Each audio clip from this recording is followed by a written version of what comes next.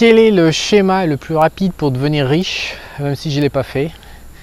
Alors si je redémarrais à zéro et que je voulais devenir riche, mais vraiment je pensais qu'à ça, vraiment pour maximiser mon temps et mes efforts et me focaliser uniquement sur mon enrichissement personnel, ce qui est un sujet qui revient assez souvent sur le net et dans les questions par email.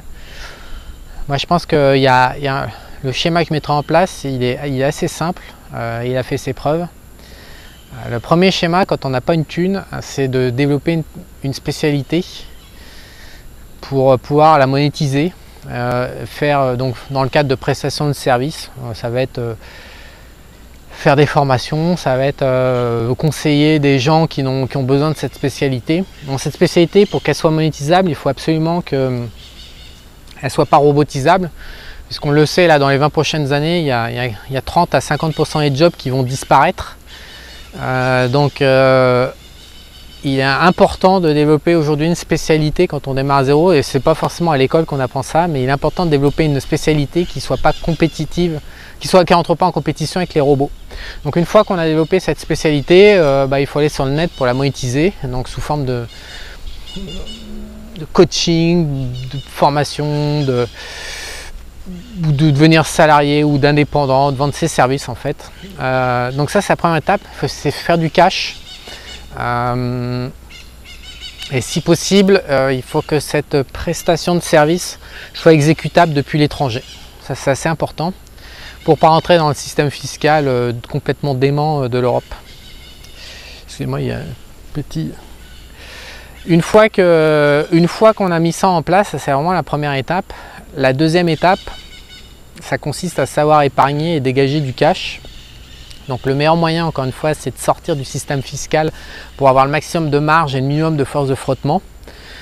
Idéalement, c'est de s'expatrier et de pratiquer ça depuis l'étranger, de pratiquer sa spécialité. Combien de temps il faut, si on me demande combien de temps il faut pour devenir spécialiste d'un sujet, je pense qu'en 1 à 2 ans de recherche et de travail personnel intense, on peut vraiment devenir un spécialiste sérieux d'une discipline. Il faut 1 à 2 ans à investir.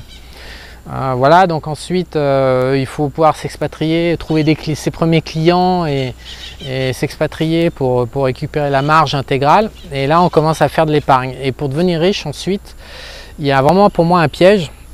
Actuellement sur internet, il y a beaucoup de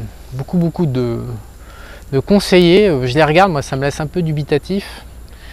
Ils conseillent aux clients de placer leur argent pour obtenir des revenus passifs. Ça vous avez dû le voir, les sources de revenus passifs, donc les actions avec dividendes, mais ça j'en ai parlé aussi, mais pas dans le même cadre.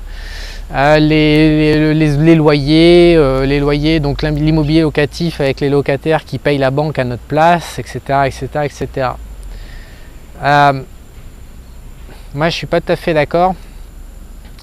Pour devenir vraiment riche, je pense que dès qu'on a une activité de prestation de service qui dégage du cash, le truc à comprendre, et c'est une erreur que j'ai fait, et si c'était à refaire, je m'y prendrais autrement, j'économiserais beaucoup de temps à faire ce que je vais vous dire. La prestation de service qui nourrit et qui dégage de l'épargne et du cash, il ne faut vraiment pas qu'elle occupe 75 ou 80% du temps. C'est une erreur fondamentale. Et il faut absolument consacrer, je sais pas, au moins 50% de son temps à développer des revenus actifs et non pas passifs. Je prends un exemple concret,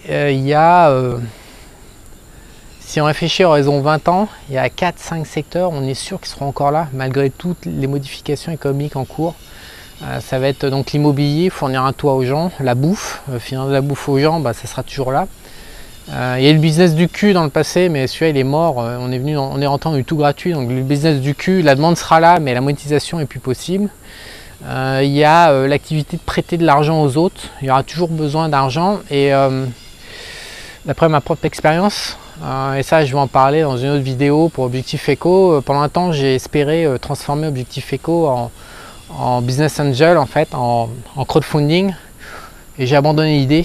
C'est pas possible, c'est pas industrialisable, le net va pas pouvoir disrupter l'activité de distribution de crédit, contrairement à ce que beaucoup de gens croient. Et je vais en parler, il y a des informations qui sont parues aux États-Unis c'est clair que ça ne marchera pas, ça c'est sûr. Donc l'activité de prêter de l'argent, ça sera toujours là dans 20 ans. Alors en France, on ne peut pas la pratiquer parce que toutes les banques ont verrouillé le circuit bancaire et l'activité de prêt d'argent. Mais dans très nombreux pays anglo-saxons, ou même dans les pays émergents, Philippines, Thaïlande, Costa Rica, pour parler que d'eux, pour citer qu'eux, il est tout à fait possible de s'installer indépendant et de commencer à prêter de l'argent aux gens moyennant des collatéraux en garantie. J'ai commencé à le faire ici au Costa Rica.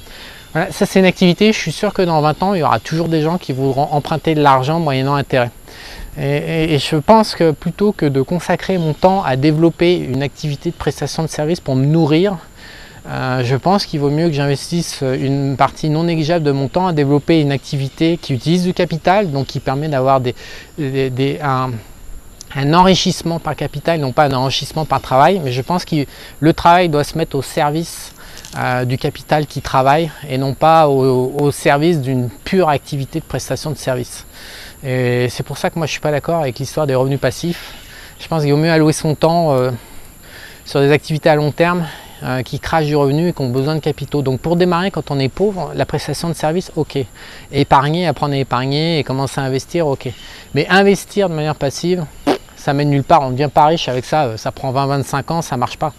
Moi, mon idée, c'était à refaire. J'ai fait plein de conneries dans ma vie, plein. Puis j'ai pas forcément cherché à devenir riche de manière frénétique. Ça m'a pas. J'étais plus à la recherche d'expérience et d'aventure et de projets à mener et d'apprentissage, etc. J'ai pas cherché la maximisation financière. Je suis plus dans ce trip-là en ce moment, un peu plus.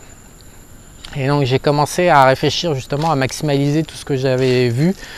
Et la maximalisation, ça passe clairement par choisir le choix ultra. Il y a très peu de secteurs d'activité qui dégagent de la grosse marge, en fait, qui permettent pour chaque heure travaillée ou chaque euro investi, il y aura un retour sur investissement assez fort. Il y a très peu de secteurs. Le gros des secteurs économiques, c'est beaucoup d'énergie dépensée pour pas beaucoup de capital, pour pas beaucoup de rendement en fait. Et pour devenir riche, il faut vraiment réfléchir en amont à l'effet de levier de l'heure travaillée, à l'effet de levier de l'euro investi et au mixage de l'heure travaillée avec l'euro investi en fait. C'est tout ça qu'il faut goupiller ensemble. Et en fait, je comprends pas en France, mais c'est très à la mode, je sais pas, c'est très marketing. Moi, je comprends pas cet état d'esprit, mais beaucoup de gens veulent gagner sans rien branler en fait. Ouais, je gagne en passif. En France, c'est la rente. Le rentier, devenir rentier, c'est très valorisé. Moi, je pense que devenir rentier de manière passive aujourd'hui, c'est très dur parce qu'on a les banques centrales en face de soi et ça va demander beaucoup d'efforts pour trouver des solutions. Alors que devenir rentier actif, là, il y a beaucoup plus d'opportunités et surtout ça paye, mais ça paye 5 fois ou 10 fois ce que ça va payer dans le domaine de la rente passive. Voilà, donc moi si je démarre à zéro, je la jouerai comme ça. D'abord prestation de service et deuxièmement mise en place de rente active. Et je garderai juste les prestations de service à la fin pour payer les factures et basta. Je maintiendrai juste au point mort mon activité de prestation de service par rapport à mes coûts de vie. Et tout le reste de mon temps, dès que je touche mon point mort, tout le reste de mon temps, il part dans les rentes actives. Je pense que c'est vers ça que je vais m'orienter dans le futur.